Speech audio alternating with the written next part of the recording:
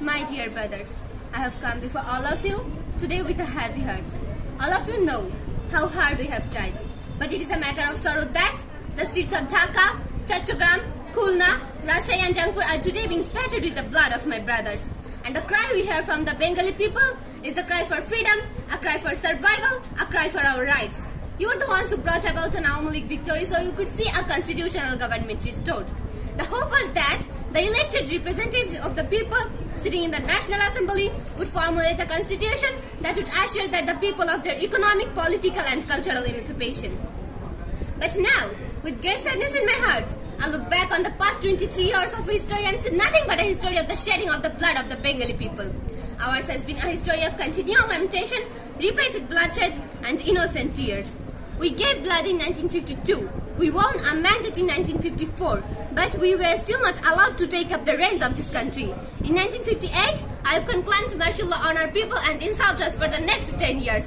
In 1966, during the 6-point movement of the masses, many were the young men and women whose lives were stealed by the government bullets.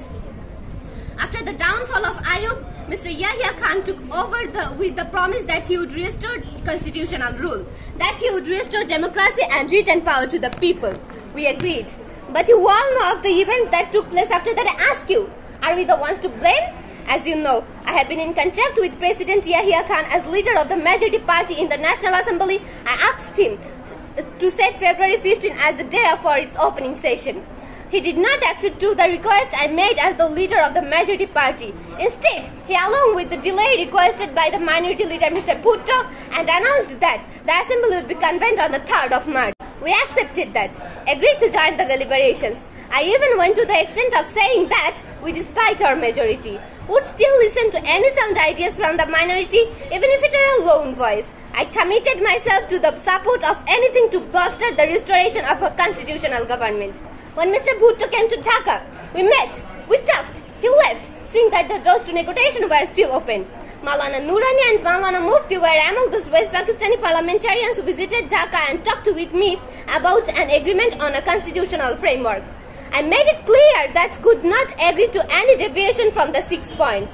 That right rested with the people. Come, I said, let us sit down and resolve the matters. But Bhutto's retort was that he would not allow himself to become hostess of 2 fronts.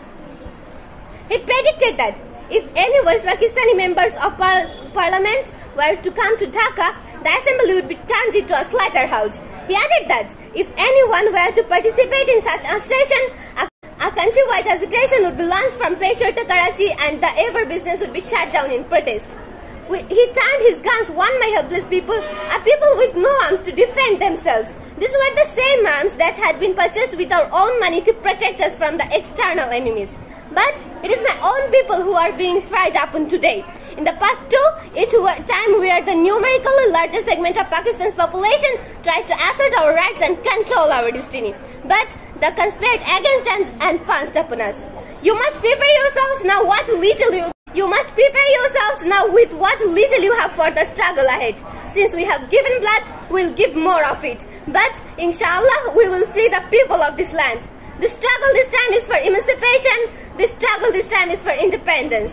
Be disciplined. No nation's movement can be victorious without discipline. Jai Bangla.